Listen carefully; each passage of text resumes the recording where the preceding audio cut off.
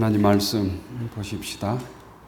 고린도전서 10장 23절입니다.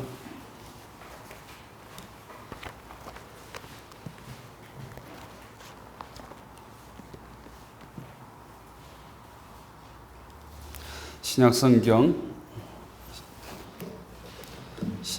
274쪽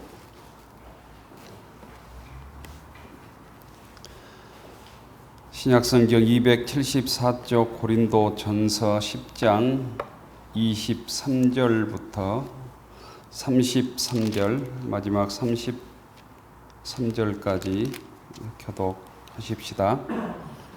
모든 것이 가하나 모든 것이 유익한 것은 아니요 모든 것이 가하나 모든 것이 덕을 세우는 것은 아니니 누구든지 자기의 유익을 구하지 말고 남의 유익을 구하라. 무릇 시장에서 파는 것은 양심을 위하여 묻지 말고 먹으라.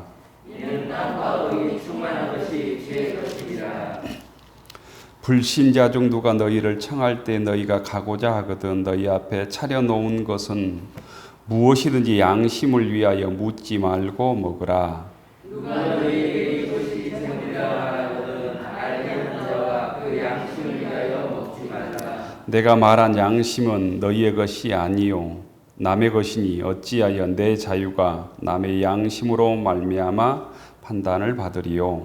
만일 내가 감사함으로 참여하면 어찌하여 내가 감사하는 것에 대하여 비방을 받으리요. 그런즉 너희가 먹든지 마시든지 무엇을 하든지 다 하나님의 영광을 위하여 하라. 유대인에게나 헬라인에게나 하나님의 교회나 거치는 자가 되지 말고 나와 같이 모든 일에 사람을 기쁘게 하여 자신의 유익을 구하지 아니하고 많은 사람의 유익을 구하여 그들로 구원을 받게 하라.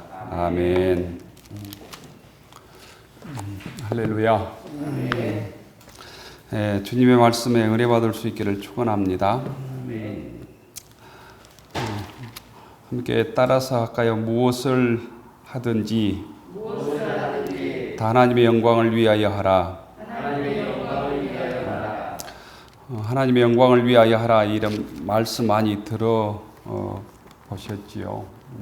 굉장히 추상적인 말 같기도 하고 뭐가 하나님의 영광을 위하는 일이지? 이런 또 의문도 품게 되는데 오늘 말씀을 함께 상고할 수 있기를 바랍니다.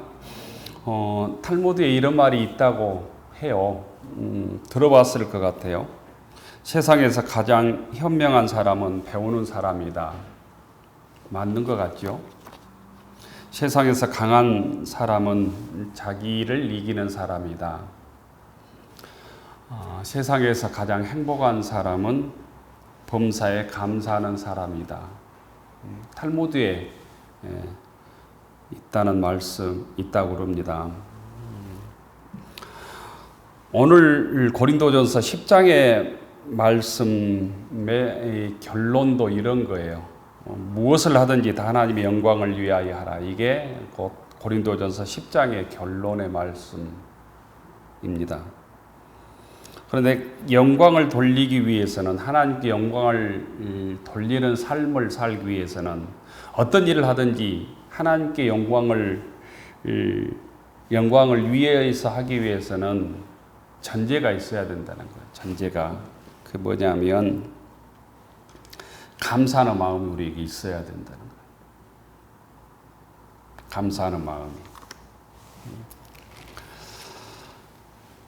하나님의 영광을 위하여 산다고 하는 것이 굉장히 추상적인 개념입니다. 그런데 31절 전제에 보면 30절에 보면 만일 내가 감사함으로 참여하면 어찌하여 내가 감사하는 것에 대하여 비방을 받으리요. 그런즉 너희가 먹든지 마시든지 무엇을 하든지 다 하나님의 영광을 위하여 하라. 곧 하나님의 영광과 감사를 연결하고 있어요. 우리에게 하나님에 대한 감사가 넘칠 때 우리의 삶이 하나님께 영광을 돌리는 삶을 살게 된다는 의미예요. 하나님께 영광을 돌리는 삶이 굉장히 추상적이어서 어떤 것이 하나님께 영광을 돌리는 일이지 이것을 우리가 잘 모른다 할지라도 오늘 하루를 정말 하나님께 감사하며 살면 그 삶의 모습의 결과가 하나님께 영광을 돌리는 일이다라는 거예요. 고린도 이 전서 후서는 이 고린도 교인들에게 쓴 사도 바울의 서신이거든요. 편지란 말이에요. 편지인데 고린도 교회는 정말 우리 신앙적으로 얘기하면 열심히 있는 교인이에요. 열심히 있는 교인들이었어요. 우리 무진교회는 열심히 없다고 우리가 막 스스로 그러잖아요. 근데 고린도 교회는 열심히 있었단 말이죠. 근데 그 열심히 하나님의 영광을 위하여 보다는 자기의 어떤 자신의 열심을 드러내다 보니까 뭐가 있었어요? 갈등이 있었다. 싸움이 있었단 말이에요. 갈등이 많았어요. 은사가 정말 많고 은사 있는 사람이 많고 열심도 많은데 하나님의 영광을 위해서 일하기보다는 자기 열심을 드러내다 보니까 교인들 간에 갈등이 있었다라는 거예요. 그래서 고린도교회의 가장 큰 문제는 교회 내부의 갈등이 있었다라는 거예요. 내부에 갈등이 있을수록 뭐가 없어져요? 감사가 없어져요. 싸우면 감사하게 됩니까? 불평하게 되죠. 그래서 갈등 속에서 상처받는 사람이 많아지고 감사가 없어지고 그러니까 하나님께서는 하나님의 영광을 위해서 모든 일을 하고 살라고 그랬는데 열심히 있는데 불평하게 되고 원망하게 되고 감사가 없어지고 이런 잘못된 결과를 얻게 됐다라는 거죠. 우리가 잘 알고 있는 것처럼 고린도 교회에는 파당이 있었잖아요. 파가 있었단 말이죠. 아볼로파, 바울파, 예수파, 또 베드로파 이런 파당들이 있었어요. 그래서 서로 자기가 주장하는 말들, 이론들이 옳다고 했단 말이에요. 곧 자기 중심적으로 신앙생활을 했다라는 자기 중심적으로 이게 굉장히 나중에 교회에 하나 되게 하는데 방해되는 요소입니다. 교회 우리 신앙의 중심이 누구예요? 예수님이잖아요. 말씀이고 특별히 교회에서는 예수님과 이 하나님의 말씀 우리 신앙의 기준이에요. 기준. 거듭 얘기하지만 카톨릭에서는 이 기준이 또 하나가 있어요. 카톨릭에는 교황의 교서 같은 게 하나의 굉장히 중요한 기준이거든요. 신앙의 기준. 교황의 말, 교황이 얘기했던 어떤 그 책들, 이런 것들을, 전통들이 카톨릭의 신앙의 기준 중에 하나예요. 그런데 우리 교회에서는, 우리 개신교회에서는 하나님의 말씀, 예수님이 우리의 삶의 신앙의 기준이란 말이에요. 근데 자기가 기준이 되면 문제가 생기죠. 문제가. 예수님만이 우리의 곧 신앙의 기준임을 믿을 수 있기를 바랍니다.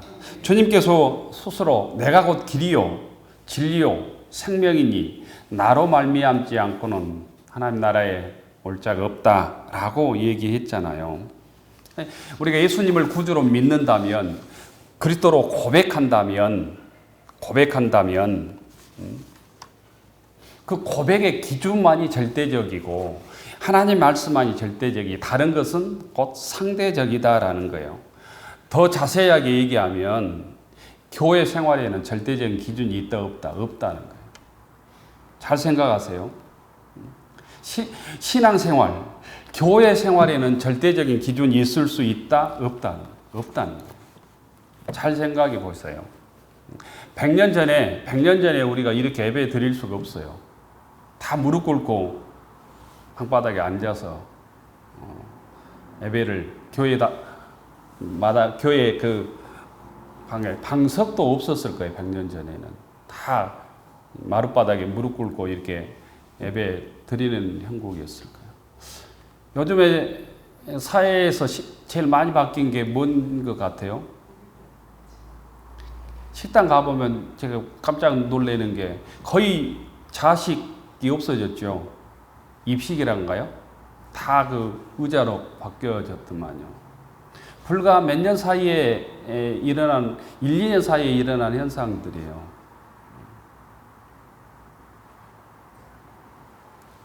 여러분들 한 10년 동안 우리 광주 사회 또 사회에 굉장히 많이 바뀐 것 중에 여러 가지가 있더라고요. 요양원이 가장 많이 생기고 장례식장 많이 생기고 비바나들이 우리는 감지하지 못하고 굉장히 많이 있어요. 모텔 같은 것들이 요양병원으로 막 바뀌고 그러잖아요. 근데 신앙생활에도 하나님의 말씀은 절대적이지만 예배를 드리는 교회 생활에는 절대적인 기준이 있을 수 없다는 거예요. 잘 생각해 보세요. 저 어렸을 때만 해도 수요일날 이 복음성가 부르고 예배 드리지 않았을까요? 찬송가 부르고. 저 어렸을 때만 해도 연세 드신 분들은 거의 무곡 찬송가 다 들고 있었어요. 무곡 찬송가. 소위 악보가 없는, 그래도 어떻게 노래 다 하고 하시더라고요. 우리가 예배를 드린 데서 어떤 분은 복음성가를 좋아할 수도 있고 어떤 분은 찬송가를 좋아할 수도 있고, 지금도 연세 드신 고원사님 정도만 해도 찬송가 훨씬 익숙하죠. 복음성가도 빠르고 이런 노래는 이렇게 부르기도 어렵고 곡조 전달도 이 악보 전달도 잘 안 되고 그러잖아요. 근데 반대로 젊은 친구들한테 찬송가 부르라면 옛날 우리로 얘기하면 무슨 민요 뭐 이런 것처럼 굉장히 또 힘들다고 그러더라고요. 기도하는 일도 마찬가지예요. 순복음교회는 통성기도가 대세잖아요. 근데 장로교라든가 이런 데는 통성기도 잘 하지 않는단 말이죠. 또 전통적인 장로교회 예배 분위기가 있어요. 그런데 젊은이들이 모인 교회는 그런 예배 분위기를 또 싫어하죠. 우리 신앙 양태도 마찬가지입니다. 그래서 내 신앙의 방식만 옳고 우리 교회에서 드리는 예배 방식만 옳고 다른 교회에서 드리는 예배 방식은 틀리고 이렇게 생각하는 것은 잘못된 것이다라는 거예요. 내가 거기 익숙하고 나는 그것이 편하고 좋다라고 생각을 하셔야 돼요.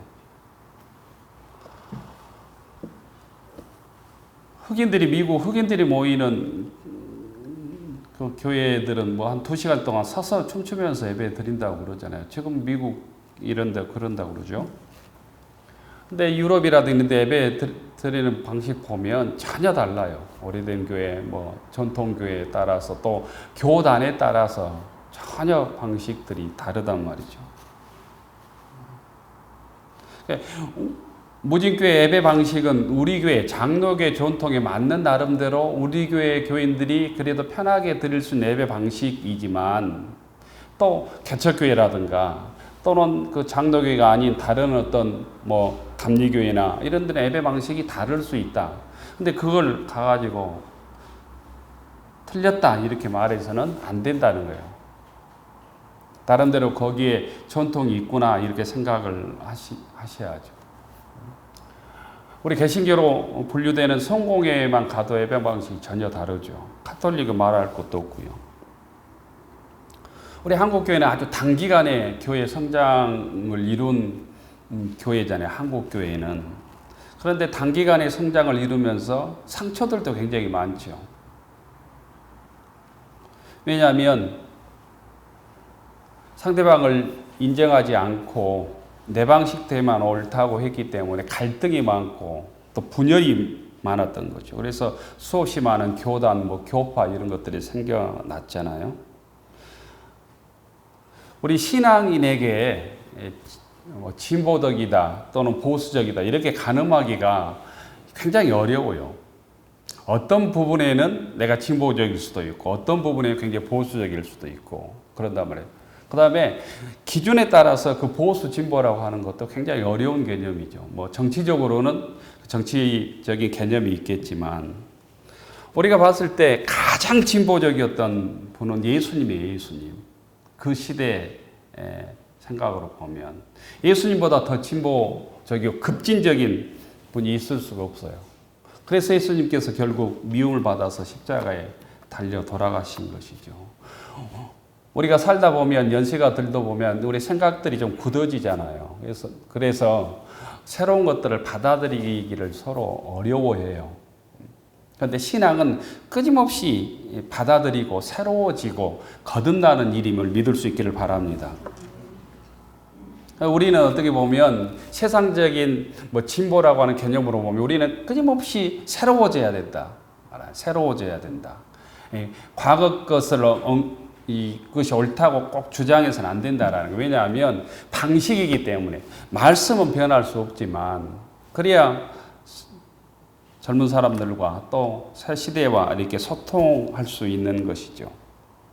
그러기 위해서는 예수님을 잘 믿을수록 우리 마음속에 뭐가 있어야 되냐면 관용의 마음이 있어야 돼요. 남을 배려하는 마음이 있어야 된다는 거예요. 여러분들이 앉은 의자가 편하죠. 왜 편하냐면 딱딱하지 않기 때문이에요. 쿠션이 있기 때문이에요. 쿠션이. 내 신앙에도 상대방의 얘기를 잘 경청할 수 있는 스폰지 같은 것들이 있어야 된다. 쿠션이 있어야 된다는 거예요. 내 생각과 다르고 내 방식과 다르면 잘못됐다고 거부할 것이 아니라 상대방을 받아들일 수 있는 배려하는 마음들이 우리에게 있어야 다름 때문에 갈등하지 않을 수 있다라는 거예요. 그것들을 그렇지 못해서 대표적으로 갈등했던 교회가 이 고린도 교회라는 거예요. 고린도 교회. 그래서 우리에게 얘기를 하고 있는 거예요. 빌립보 4장 5절에 보면 너희 관용을 모든 사람에게 알게 하라. 이런 말씀이 있어요. 따라서 합니다. 너희 관용을 모든 사람에게 알게 하라. 이 관용이라고 하는 것은 꼭 이 상대방과의 차이를 인정하라. 남을 배려하라. 라는 거 아니에요? 다름을 인정하라. 이 관용의 태도가 사라질 때 나타나는 결과가 폭력, 차별이에요. 요즘에 우리나라의 이 사회 화두 중에 하나가 차별이잖아요. 차별. 공정. 이런 얘기 많이 이 언론에서 하잖아요. 차별 없는 세상. 공정한 세상. 이런 얘기 많이 하잖아요. 그러니까 우리가 하나님께 영광을 돌리기 위해서는 우리에게 감사의 마음이 가득해야 되는데 감사의 삶을 살기 위해서는 관용의 마음이 우리에게 있어야 된다는 거예요. 관용의 마음. 예수님을 믿는 이 믿음으로 상대방을 배려할 수 있는 마음이 있어야 된다는 거예요. 23절에 보면 우리가 읽었던 23절에 보면 뭐라고 되어 있어요? 모든 것이 가하나 모든 것이 유익한 것은 아니요. 모든 것이 가하나 모든 것이 덕을 세우는 것은 아니니. 이 말이 이해가 된가요? 가하다. 모든 것이 가하다라고 하는 것은 합법적이다라는 뜻이에요. 합법적이다. 모든 것을 할 수 있다라는 거예요. 할 수 있다. 그러나 그 할 수 있다, 합법적이다고 해서 유익한 것은 아니다. 모든 것이 유익한 것은 아니다. 모든 것이 가하나 모든 것이 합법적이다. 법을 어긴 것이 아닐지라도 모든 것이 덕을 세우는 것은 아니다라는 거예요. 합법적인 행동을 한다고 그 행동이 유익한 행동이거나 모두 덕을 세우는 행동은 아니다라는 거예요. 유익한 행동, 기독교인은 덕을 세우고 유익한 행동을 다른 사람이 볼 때 해야 된다는 거예요. 합법적으로 내가 법 안 어겼으니까 내 마음대로 하는 게 아니라 법을 안 어긴 것이 안 어겼지만 다른 사람에게 마음의 상처를 주거나 다른 사람을 시험 들게 해서는 안 된다는 거예요. 내 합법적인 행동이 덕을 세우고 다른 사람을 유익하게 해야 그것이 하나님의 뜻이라는 거예요. 이해가 되시죠? 세상 사람들은 그냥 합법적이면 돼요. 법만 안 어기면 큰 소리 치지만 기독교인은 기독교의 윤리는 한 단계 예수님께서 더 강조하고 있는 거예요. 합법적이고 두 번째는 다른 사람을 유익하게 하고 덕을 세우는 데까지 나아가라는 거예요. 이게 굉장히 중요한 말씀이에요. 합법적인 것보다는 덕을 세우는 것이 더 중요하다라는 거예요. 이 말을 하는 데는 전제가 있는 거예요. 전제가 뭐냐면 고린도 지역 당시에 수없이 많은 신전들이 있었습니다. 우상들이 있었죠. 당연히 신전에서 하는 일이 뭐예요? 우리나라 말로 제사를 드리는 일이에요. 그 신에게 제물을 바친단 말이에요. 제사를 지낸단 말이죠. 제사에게 바치는 그 제물이 그 다음날 고린도 지역의 시장에 팔린단 말이에요. 왜냐하면 소를 잡아서 또 양을 잡아서 제물을 바치면 그걸 바치는 사람 다 먹을 수가 없잖아요. 아니, 그 다음날 우리 양동시장에 팔리는 거예요. 제물을. 그러겠죠? 저 어렸을 때 이렇게 밤에 제사 지내면 이제 시간이 돼야 제사를 지내면 12시인가 무슨 자신가 몇 시에 제사 어른들 지내더만요. 우리는 이제 모르고 자잖아요. 자면 이제 아침에 막 상다리가 휘어지게 고기도 나오고 닭고기 나오고. 그 먹는 게 뭐예요? 어제 제사 지낸 음식이에요, 다. 아침에 다 이웃들 초대해갖고 음식 먹죠. 그러죠? 근데 이게 바친 물건, 이게 그 신전에 그 제사 지낸 고기들이 시장에서 팔리는데 그것이 제사 음식일 수도 있고 아닐 수도 있고 헷갈리죠. 근데 대부분 곧 제물이었다고 보면 돼요. 제물의 고기였어요. 그런데 예수 믿는 사람이 그 제물을 그 고기를 사서 먹어도 되느냐 안 되느냐라고 논쟁이 있었어요. 여러분은 어떻게 생각하십니까? 그 고기를 양동시장에서 다른 우상에게 이제 바쳐진 제물 위생적으로는 문제가 없어요. 그 사 먹어도 된다고 생각하고 안 된다고 생각해요. 이걸 대답을 못하면 이것은 예수 안 믿은 거랑 똑같지. 사 먹어도 된다고 사도 바울은 끊임없이 얘기를 하잖아요. 먹어도 된다는 거예요. 먹어도 된다. 사 먹어도 된다. 예수 믿으면 이런 부분에 대해서 자유하다는 거예요. 자유하다. 제주도에 무슨 이사한 날짜들이 막 정해져 있잖아요. 막 무슨 신들이 많아서 무슨 해 없는 날. 우리가 그런 날짜 정하면서 이사합니까? 내가 제주도에 살면 여러분들이 이사할 때 무슨 막 어디 보고 해 없는 막 운수 좋은 날 찾아서 이사해요. 날씨 좋으면 이사하지. 아무리 운수 좋은 날이라고 누가 얘기해도 비 오면 안 하는 거잖아요. 근데 자유하다는 예수 믿는 사람들은 자유하다. 그게 신앙 양심의 자유고 주님께서 우리에게 주신 자유예요. 사도 바울은 끊임없이 그걸 얘기하는 거예요. 소위 양동시장에 나온 제사 음식, 그럼 묻지 말고 사서 먹으라 필요하면 내가 소고기 사 먹고 싶으면 사서 먹으라는 거예요. 아무 상관이 없다는 거예요. 예수 믿기 때문에 우상에 바쳐진다 아무 상관이 없다는 거예요. 그런데 사도 바울이 그런 얘기를 하네요. 그런데 그걸 믿음이 약한 자가 그 우상 제물을 먹는 것을 보고 시험 든다면 조심해야 된다. 상대방이 시험 든다면 먹는 걸 조심해야 된다. 사도 바울이 누구라도 한 사람이라도 시험 들면 나는 그 음식을 안 먹겠다. 전혀 그 음식을 먹는데 신앙적으로 걸림돌이 없지만 예수 내가 바로 믿는 지 얼마 안 돼가지고 우상 제물 먹네 이렇게 시험 들고 누가 되면 먹지 말라라는 거예요. 그게 뭐냐면 남의 양심이라는 거예요. 굉장히 중요한 개념이에요. 남의 양심을 배려하라라는 거예요.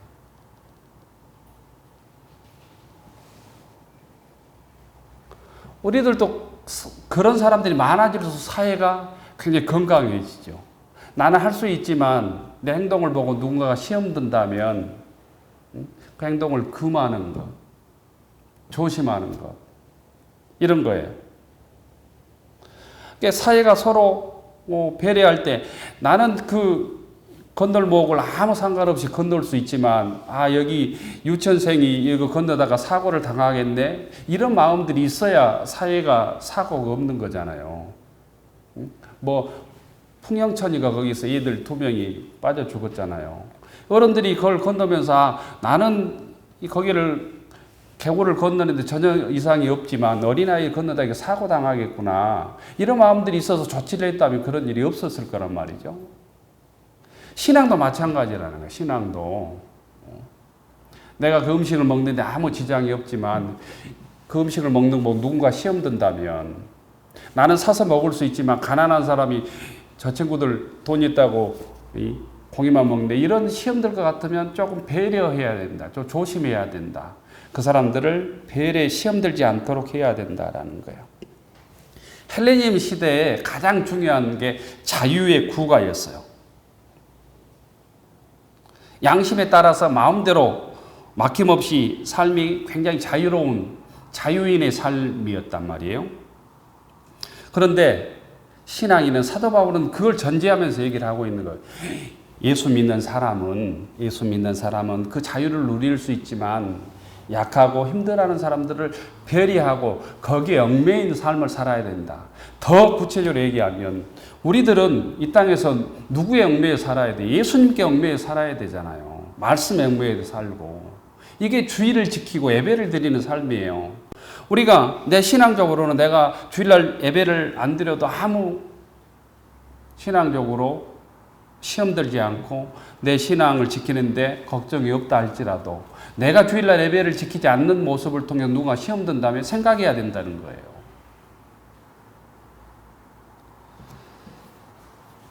또한 우리가 주일에 얽매여서 사는 삶을 살 때 신앙이 지켜지는 거예요. 주일날 9시 반, 11시 그 예배 시간에 내가 얽매여서 사는 거예요. 내 자유를 중지시키는 거예요. 주일날을 중지시키는 거예요. 물질도 마찬가지죠. 10분의 1을 내가 내 욕심을 위해 쓰지 않고 하나님의 것이라고 그 자유를 속박시키는 거예요. 물질의 자유를. 그게 믿음이에요. 믿음. 사도 바울은 상고기뿐 아니라 불신자의 집에 가서도 마찬가지예요. 불신자의 집에 가서도 음식을 내놓으면 음식을 기쁘게 먹으라는 거예요. 기쁘게. 그 음식이 우상에 바쳐진 음식이라 할지라도 자유롭게 먹으라는 거예요. 그게 신앙의 능력이고 자유다라는 거예요. 그러나 그 소중한 자유를 유보할 때가 있다는 거예요. 유보할 때가. 남의 양심이 걸릴 때. 이 사람, 다른 사람이 보고 시험 들 때. 목회자도 마찬가지예요. 목회자도 신방 가서 전제가 그 신방 간 그 집사님, 권사님이 주는 대로 먹어야 돼. 이것은 무슨 내 건강에 안 좋니 많이 그런 소리 하면 절대 안 돼요. 그러잖아요. 나는 최선을 다해서 그 집사님은 최선을 다해서 목사님 접대한다고 내놨는데 이거는 무슨 건강에 안 좋으니 이것은 무슨 뭐가 안 좋니 이런 얘기 하면 안 된단 말이에요. 네? 그런 얘기 해가지고 교인들을 시험 들게 하는 목사들이 꽤 있었어요.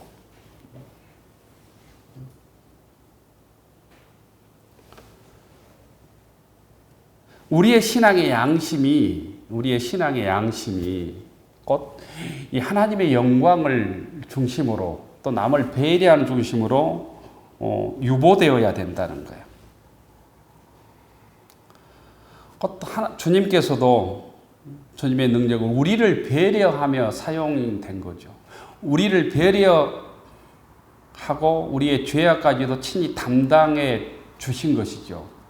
우리의 약함까지 배려를 하신 것이란 말이에요. 그런 부분에서 우리들도 신앙인의 성숙은 얼마나 약한 사람들을 또 남을 배려할 수 있느냐에 달렸다라는 거예요. 곧 내 행동 때문에 다른 사람을 실족하게 해서는 안 된다는 의미예요.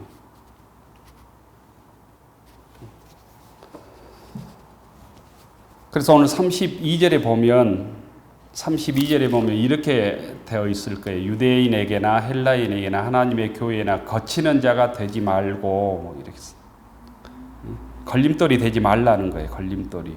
여러분들의 신앙생활이 여러분들은 스스로 나는 괜찮아 라는데 다른 사람들에게 걸림돌이 돼서는 안 된다는 거. 다른 사람들에게 시험거리가 돼서는 안 된다는 거예요. 곧 믿음이 강한 사람은 믿음이 약한 사람을 배려해야 된다는 거예요.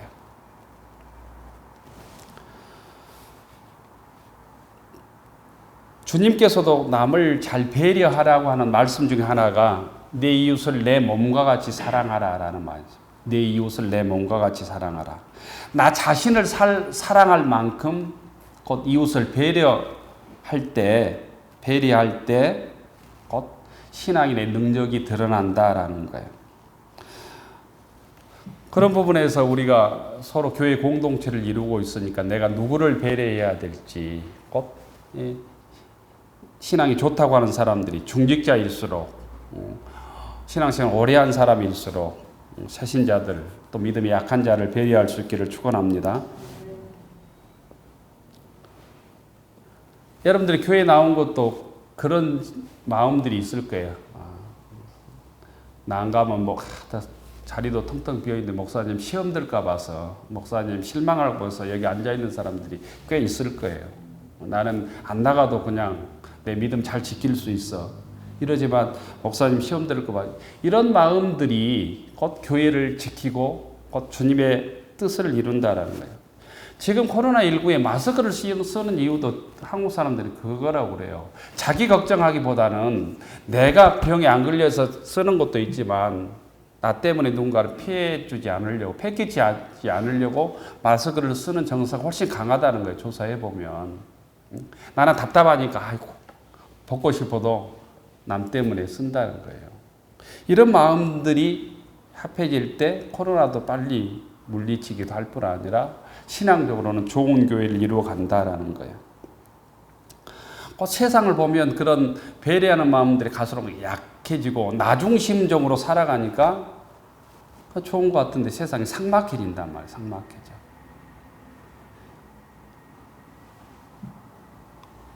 힘들어하는 이웃들, 또 약한 이웃들 서로 조금씩 배려하면 좋겠다 생각합니다. 배려의 성품을 지닌 사람은 곧 주변을 잘 돌아보여도 결국 그 사람이 늦은 것 같지만 결국 승리한답니다. 신앙적으로도 승리할 뻔 세상적으로도 남을 잘 배려하는 남의 생각들을 잘 끄집어내는 사람들이 곧 세상적으로도 성공한다는 거예요. 미래 생각들을 빨리 캐치해서 하는 것도 정치적으로 성공한다고 그러잖아요.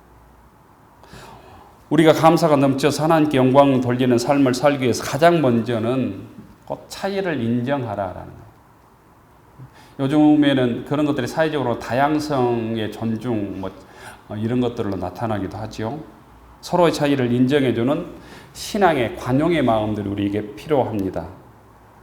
두 번째는 쉽게 이렇게 정죄하는 예수 믿는 모습이 다르다고 해서 정죄하는 것들을 우리가 조금 중지해야 돼요.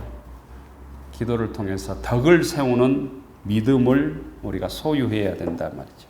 그래서 예배 차이도 인정하고 교회 차이도 인정하고 내 신앙의 차이도 인정하고 내가 70대라면 내 신앙의 양태도로 20대나 10대가 예수 믿기가 어렵잖아요. 문화가 다른데. 근데 손자에게 할머니 모습대로 예수 믿으라 이게 안 될 일이죠. 훨씬 더 새로운 방식으로 할머니보다 손자들이 더 신앙적으로는 더 역동적으로 예수를 잘 믿는 방식으로 예수를 믿어야 곧 교회가 소망이 있죠. 그런 부분에서 이 고린도 교회의 갈등들을 오늘 우리가 반복하지 않기 위해서 우리가 어떻게 예수 믿어야 되는가, 신앙생활 해야 되는가 좀 깊게 생각하는, 본질적으로는 우리 속에 하나님께 영광을 돌리기 위해서 오늘 작은 것에부터 진실로 감사하는 마음이 차고 넘치는 믿음의 권속들 되기를 축원합니다. 기도하십시다. 좋으신 하나님,